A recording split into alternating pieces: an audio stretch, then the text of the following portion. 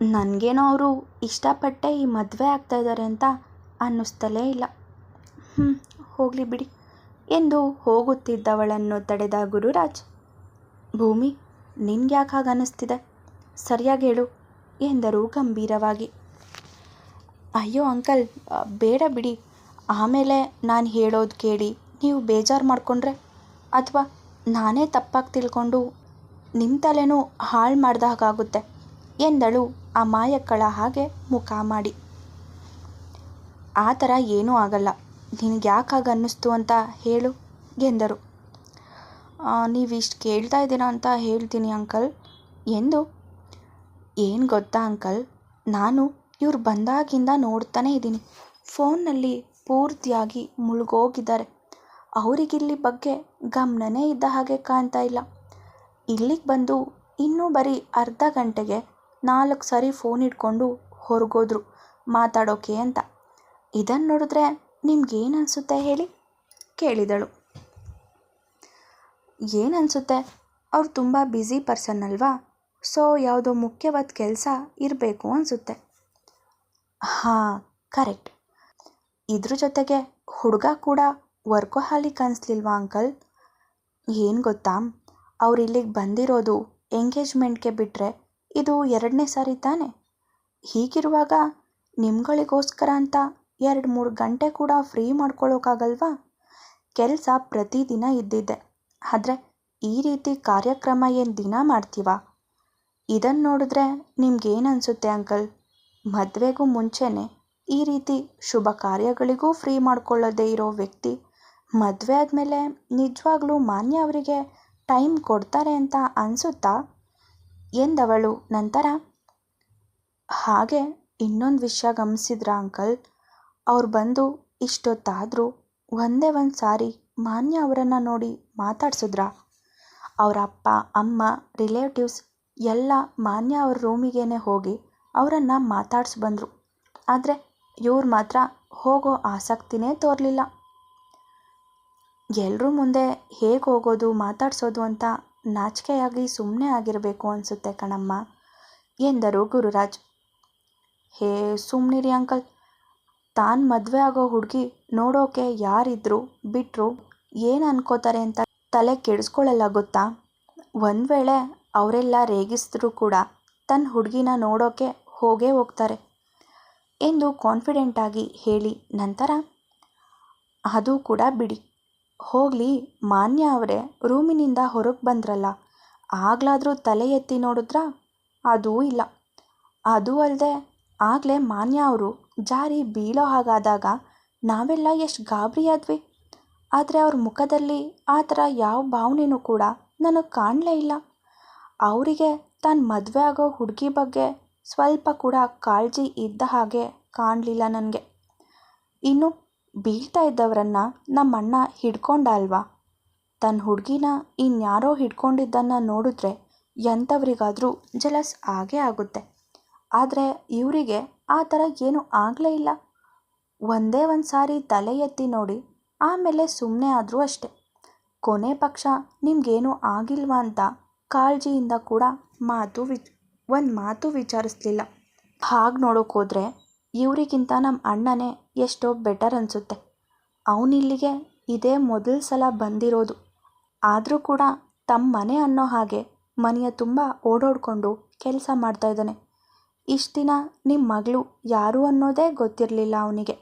ಆದರೂ ಕೂಡ ನಿಮ್ಮ ಮಗಳು ಬೀಳೋವಾಗ ಅವರನ್ನು ಸೇವ್ ಮಾಡಿ ಅವ್ರಿಗೇನಾದರೂ ಏಟಾಯ್ತಾ ಅಂತ ಕಾಳಜಿ ಕೂಡ ಮಾಡ್ದ. ಮನೆ ಅಳಿಯ ಮಾಡಬೇಕಾದದ್ದು ಕೆಲಸನೆಲ್ಲ ನಮ್ಮ ಅಣ್ಣನೇ ಮಾಡಿದ್ದಾನೆ. ಇದನ್ನೆಲ್ಲ ನೋಡ್ತಾ ಇದ್ರೆ ನನಗೇನು ಅನಿಸುತ್ತೆ ಗೊತ್ತಾ ಅಂಕಲ್? ಎಂಗೇಜ್ಮೆಂಟ್ ಆಗಿ ಇಷ್ಟು ದಿನ ಆದರೂ ನನಗೇನೋ ಹುಡುಗ ಹುಡುಗಿ ಒಬ್ರಿಗೊಬ್ರು ಫೋನ್ನಲ್ಲಿ ಮಾತಾಡಿದ್ದಾರೆ ಅಂತ ಕೂಡ ಅನ್ನಿಸ್ತಿಲ್ಲ. ಅನುಮಾನ ಇದ್ದರೆ ಮಾನ್ಯ ಅವರನ್ನೇ ಕೇಳಿ ತಿಳ್ಕೊಳ್ಳಿ ಎಂದು ತಾನು ಹೇಳಬೇಕಾದ ಅಷ್ಟು ವಿಷಯವನ್ನು ಹೇಳಿ ಮುಗಿಸಿ, ಇದೆಲ್ಲ ಬರೀ ನನಗೆ ಬಂದ ಅನುಮಾನಗಳು ಅಷ್ಟೇ ಅಂಕಲ್. ನನಗನ್ಸಿದ್ದನ್ನು ನಾನು ಹೇಳಿದೆ ಅಷ್ಟೆ. ನನಗೇನೋ ಒಂದು ಸಾರಿ ಇದ್ರ ಬಗ್ಗೆ ನೇರವಾಗಿ ಹುಡುಗನ ಜೊತೆನೇ ಮಾತಾಡಿದ್ರೆ ಒಳ್ಳೆಯದು ಅನಿಸುತ್ತೆ ಎಂದು ಗುರುರಾಜ್ ಅವರ ತಲೆಗೆ ಕೆಲಸ ಕೊಟ್ಟು ಅಲ್ಲಿಂದ ಸರಿದು ಹೋಗಿದ್ದಳು ಭೂಮಿ. ಅವಳು ಹೇಳಿದ ಬಳಿಕ ಗುರುರಾಜ್ ಅವರು ಧ್ರುವನನ್ನು ಸೂಕ್ಷ್ಮವಾಗಿ ಗಮನಿಸೋಕೆ ಶುರು ಮಾಡಿದರು.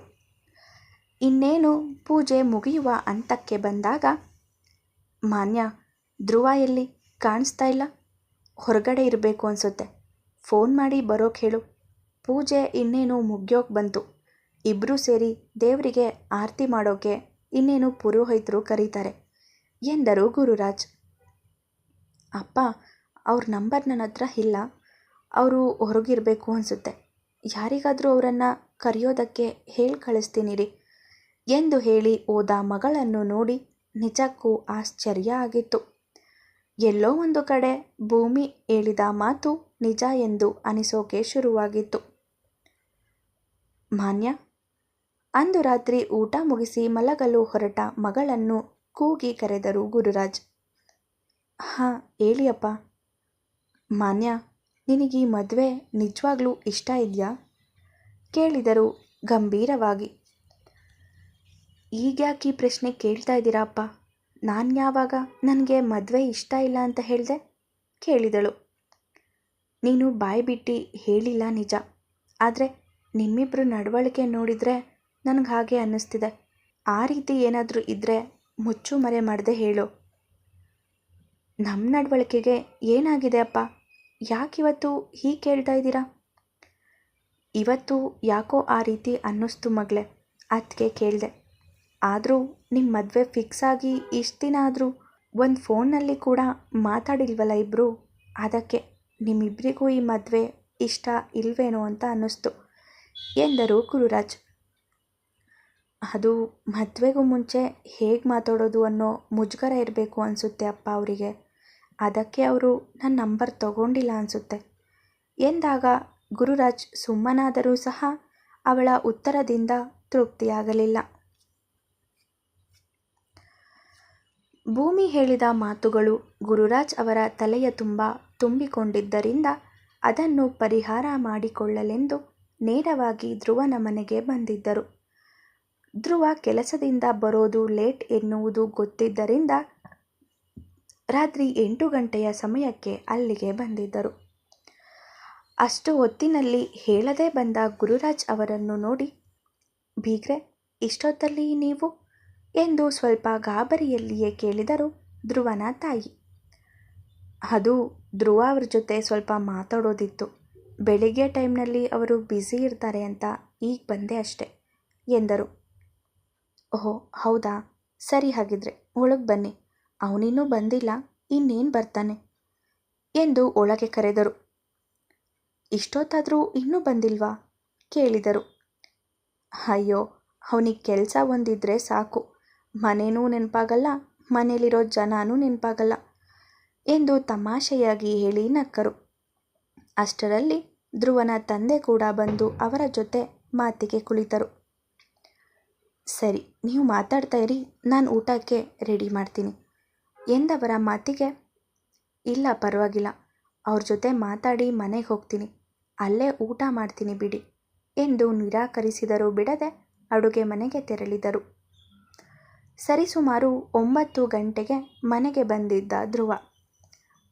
ಹಾಂ ಬಂದ ನೋಡಿ, ಇವತ್ತು ನೀವು ಬಂದಿದ್ದೀರಾ ಅಂತ ಹೇಳಿದ್ಕೆ ಬೇಗ ಬಂದಿದ್ದಾನೆ ಎಂದು ಧ್ರುವನ ತಂದೆ ಹೇಳಿ, ಧ್ರುವ, ನಿನ್ನ ಜೊತೆ ಏನೋ ಮಾತಾಡಬೇಕಂತೆ, ಆಗ್ಲಿಂದ ವೆಯ್ಟ್ ಮಾಡ್ತಾನೆ ಇದ್ದಾರೆ, ಬೇಗ ಹೋಗಿ ಫ್ರೆಶ್ ಆಗಿ ಬಾ ಎಂದಾಗ ಗುರುರಾಜ್ ಅವರನ್ನು ಮಾತಾಡಿಸಿ ರೂಮಿಗೆ ಹೋದವನು 15 ನಿಮಿಷದ ನಂತರ ಕೆಳಗೆ ಬಂದಿದ್ದ. ಊಟ ಮುಗಿಸಿದ ಬಳಿಕ ಅವನೊಬ್ಬನನ್ನೇ ಪ್ರೈವೇಟಾಗಿ ಕರೆದುಕೊಂಡು ಬಂದರು ಗುರುರಾಜ್. ಏನೋ ಮಾತಾಡಬೇಕು ಅಂದು ಸುಮ್ಮನೆ ನಿಂತಿದ್ದೀರಲ್ಲ, ಅದೇನಂತ ಹೇಳಿ, ಸ್ವಲ್ಪ ಟಯರ್ಡ್ ಆಗಿದೆ, ಮಲಗಬೇಕು ಎಂದು ನೇರವಾಗಿ ಗುರುರಾಜ್ ಬಳಿ ಹೇಳಿದ. ಏನನ್ನೇ ಆದರೂ ಸೀದಾ ಸಾದ ಹೇಳುವುದು ಅವನ ಅಭ್ಯಾಸ. ತನ್ನ ಮಾತಿನಿಂದ ಎದುರಿಗೆ ಇರುವವರು ಏನು ತಿಳಿದುಕೊಳ್ಳುತ್ತಾರೆ ಎಂದು ಯೋಚನೆ ಮಾಡೋ ಅಭ್ಯಾಸ ಅವನಿಗಿಲ್ಲ. ಸರಿ, ನೇರವಾಗಿ ವಿಷಯಕ್ಕೆ ಬರ್ತೀನಿ, ನಿಮಗೆ ನನ್ನ ಮಗಳು ನಿಜವಾಗ್ಲೂ ಒಪ್ಪಿಗೆ ಇದ್ದಾಳೆ ಅಲ್ವಾ ಕೇಳಿದರು. ಇಷ್ಟು ದಿನ ಆದಮೇಲೆ ಈಗ ಯಾಕೆ ಕೇಳ್ತಾ ಇದ್ದೀರಾ? ಹುಡುಗಿ ಇಷ್ಟ ಆದಮೇಲೆ ಮದುವೆಗೆ ಒಪ್ಪಿಗೆ ಕೊಟ್ಟಿದ್ದು ನಾನು ಎಂದನು. ಈ ರೀತಿ ಹೇಳ್ತಾ ಇದ್ದೀನಿ ಅಂತ ತಪ್ಪು ತಿಳಿಬೇಡಿ, ಆದರೆ ನಿಮ್ಮ ನಡವಳಿಕೆ ನೋಡಿದರೆ ಆಗ ಅನ್ನಿಸ್ತಾ ಇಲ್ಲ. ಏನೋ ಅಪ್ಪ ಅಮ್ಮ ನೋಡಿರೋ ಹುಡುಗಿ ಅಂತ ಮದುವೆ ಆಗ್ತಾ ಇರೋ ಹಾಗೆ ಇದೆ ನಿಮ್ಮ ನಡವಳಿಕೆ. ಅವಳು ನನ್ನ ಮದುವೆ ಆಗೋ ಹುಡುಗಿ ಅನ್ನೋ ಯಾವ ಹೊಸ ಭಾವನೆ ನಿಮ್ಮಲ್ಲಿ ಕಾಣ್ತಾ ಇಲ್ಲ ನನಗೆ ಎಂದು ಹೇಳಿದ ಗುರುರಾಜ್ ಅವರಿಗೆ ತನ್ನ ಮನಸ್ಸಿನಲ್ಲಿ ಇರುವುದನ್ನು ಅವನಿಗೆ ಬಿಡಿಸಿ ಹೇಳಲು ಕಷ್ಟವಾಗುತ್ತಿತ್ತು. ಓಹ್ ಕಮ್ ಆನ್ ಅಂಕಲ್, ಇದರಲ್ಲಿ ಎಕ್ಸೈಟ್ ಆಗೋದೇನಿದೆ? ಮದುವೆ ಅನ್ನೋದೆಲ್ಲ ಒಂದು ಫಾರ್ಮ್ಯಾಲಿಟೀಸ್ ಅಷ್ಟೆ. ಅದಕ್ಕೆ ಯಾಕೆ ಇಷ್ಟು ಟೆನ್ಷನ್ ಆಗಿದ್ದೀರಾ? ಇಬ್ಬರು ಮದುವೆ ಆಗಿ ಕೆಲವು ದಿನ ಜೊತೆಗಿದ್ಮೇಲೆ ತಾನೇ ಒಬ್ರಿಗೆ ಇನ್ನೊಬ್ಬರು ಅಡ್ಜಸ್ಟ್ ಆಗ್ತಾರ ಅಂತ ಗೊತ್ತಾಗೋದು. ಅದಕ್ಕೂ ಮುಂಚೆ ಅವ್ರು ನನಗಿಷ್ಟನಾ ಇಲ್ವಾ ಅಂತ ಹೇಳೋಕೆ ಹೇಗಾಗುತ್ತೆ? ಮದುವೆ ಆದಮೇಲೆ 1 or 2 years ಜೊತೆಗಿದ್ದು ಇಬ್ಬರು ಟೇಸ್ಟ್ ಇನ್ನೊಬ್ಬರು ಅರ್ಥ ಮಾಡ್ಕೋತೀವಿ, ಒಬ್ಬರ ಟೇಸ್ಟ್ನ ಇನ್ನೊಬ್ಬರು ಅರ್ಥ ಮಾಡ್ಕೋತೀವಿ.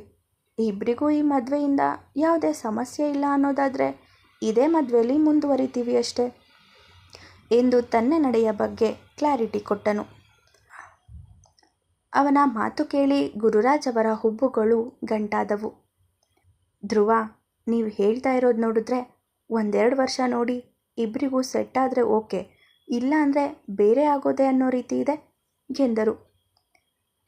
ಎಸ್, ಎಕ್ಸಾಕ್ಟ್ಲಿ, ನಾನು ಅದನ್ನೇ ಹೇಳೋಕೆ ಟ್ರೈ ಮಾಡ್ತಾ ಇದ್ದಿದ್ದು. ಮದುವೆ ಆದಮೇಲೆ ಇಬ್ಬರಿಗೂ ಆ ರಿಲೇಷನ್ಶಿಪ್ಪಲ್ಲಿ ಖುಷಿ ಸಿಗಲಿಲ್ಲ ಅಂದರೆ ನನ್ನ ಪ್ರಕಾರ ಬೇರೆ ಆಗೋದ್ರಲ್ಲಿ ಯಾವ ತಪ್ಪೂ ಇಲ್ಲ. ಹಾಗೆ ನೋಡೋಕೋದ್ರೆ ಇದಕ್ಕೆ ಕಾನೂನೇ ಒಪ್ಪಿಗೆ ಕೊಟ್ಟಿದೆ ಎಂದವನ ಮಾತುಗಳು ಗುರುರಾಜ್ ಅವರಿಗೆ ಇಷ್ಟ ಆಗಲಿಲ್ಲ. ವೃತ್ತಿಯಲ್ಲಿ ಲಾಯರ್ ಆಗಿದ್ರೂ ಸಹ ಜೀವನದಲ್ಲಿ ಕೆಲವೊಂದಷ್ಟು ಮೌಲ್ಯಗಳನ್ನು ಅಳವಡಿಸಿಕೊಳ್ಳಿರುತ್ತಾರೆ ಎಂದು ಭಾವಿಸಿದರು ಗುರುರಾಜ್. ಆದರೆ ಮದುವೆಗೂ ಮುಂಚೆಯೇ ಧ್ರುವನ ಈ ರೀತಿ ಮಾತುಗಳು ಅವರಿಗೆ ಹಿಡಿಸಲಿಲ್ಲ. ಮೊದಲೇ ಅವನ ಬಗ್ಗೆ ಅಸಮಾಧಾನ ಇದ್ದಿದ್ದರಿಂದ ಪುನಃ ಈ ವಿಷಯದ ಬಗ್ಗೆ ಅವನ ಜೊತೆ ಮಾತಾಡಬೇಕು ಅನ್ನಿಸಲಿಲ್ಲ ಅವರಿಗೆ. ಮೊದಲೇ ಲಾಯರ್ ಆದವನಿಗೆ ಅವನದ್ದೇ ಆದ ಕೆಲವೊಂದಷ್ಟು ಕಟ್ಟುಪಾಡುಗಳ ಜೊತೆ ಜೀವನ ನಡೆಸುತ್ತಿರುತ್ತಾರೆ. ಹೀಗಿರುವಾಗ ನಾವು ಅವರಿಗೆ ಏನನ್ನೇ ಹೇಳಿದರೂ ವ್ಯರ್ಥ ಅನ್ನೋದು ಚೆನ್ನಾಗಿ ಅರ್ಥವಾಗಿತ್ತು. ನಂತರ ಅಲ್ಲಿಂದ ನೇರವಾಗಿ ಧ್ರುವ ಅವರ ಅಪ್ಪ ಅಮ್ಮನ ಬಳಿ ಬಂದರು. ನೋಡಿ, ಇಲ್ಲಿವರೆಗೂ ಬಂದು ಈಗ ಹೀಗೆ ಹೇಳ್ತಾ ಇದ್ದೀನಿ ಎಂದ್ಕೋಬೇಡಿ. ಯಾಕಂದರೆ ನನಗೆ ನನ್ನ ಮರ್ಯಾದೆ, ಗೌರವ, ಪ್ರತಿಷ್ಠೆಗಿಂತ ನನ್ನ ಮಗಳ ಖುಷಿ, ಸಂತೋಷ ಹಾಗೂ ಸುಖಕರ ಜೀವನ ಮುಖ್ಯ. ಈಗಷ್ಟೇ ನಿಮ್ಮ ಮಗನ ಜೊತೆ ಮಾತಾಡಿದೆ. ಅವರಿಗೆ ಮದುವೆ ಹಾಗೂ ಸಂಬಂಧಗಳ ಬಗ್ಗೆ ಯಾವ ಒಪಿನಿಯನ್ ಇದೆ ಅನ್ನೋದು ಗೊತ್ತಾಯಿತು. ಅದು ಅಲ್ಲದೆ ತುಂಬ ಪ್ರಾಕ್ಟಿಕಲ್ ಮನುಷ್ಯ ಅನ್ನೋದು ಸಹ ಅರ್ಥ ಆಯಿತು. ಆದರೆ ನನ್ನ ಮಗಳು ಹಾಗಲ್ಲ. ಅವಳು ತುಂಬ ಎಮೋಷ್ನಲ್. ಯಾವ ವಿಷಯವನ್ನೇ ಆದರೂ ಮನಸ್ಸಿನಿಂದ ಯೋಚಿಸಿನೇ ಅಭ್ಯಾಸ ಅವಳಿಗೆ. ಈ ವಿಷಯದಲ್ಲಿ ಒಬ್ರಿಗೊಬ್ರು ಸೆಟ್ ಆಗೋದೇ ಇಲ್ಲ ಎಂದು ಹೇಳಿದವರು ನಂತರ ಬೇಸರದ ನಿಟ್ಟುಸಿರನ್ನು ಹೊರಬಿಟ್ಟು, ನೋಡಿ, ಇಬ್ಬರ ಆಲೋಚನೆಗಳು ಬೇರೆ ಬೇರೆ ಇರುವುದರಿಂದ ಇಬ್ಬರಿಗೂ ಜೋಡಿ ಸರಿ ಹೋಗಲ್ಲ. ಮದುವೆ ಆದಮೇಲೆ ಡಿವೋರ್ಸು, ಕೇಸು, ಕೋರ್ಟು ಅಂತ ಹೋಗಿ ಜೀವನ ಹಾಳು ಮಾಡ್ಕೊಳ್ಳೋದ್ಕಿಂತ ಈಗಲೇ ಎಚ್ಚೆತ್ಕೊಳ್ಳೋದು ಒಳ್ಳೆಯದು. ಮದುವೆ ನಿಶ್ಚಯ ಮಾಡೋಕ್ಕೂ ಮೊದಲು ಇದನ್ನೆಲ್ಲ ಯೋಚಿಸಿ ತೀರ್ಮಾನ ಮಾಡಬೇಕಾಗಿತ್ತು. ಆದರೆ ನಾನೇ ದುಡುಕ್ತೆ. ದಯವಿಟ್ಟು ನನ್ನ ಕ್ಷಮಿಸಿ. ನನ್ನ ಮಗಳಿಗೆ ಈ ಸಂಬಂಧ ಬೇಡ ಎಂದು ಅವರುಗಳ ಬಳಿ ಕೈ ಮುಗಿದು ಹೇಳಿ ನಂತರ ಅಲ್ಲಿಂದ ಬಂದಿದ್ದರು ಗುರುರಾಜ್. ಮುಂದುವರಿಯುವುದು.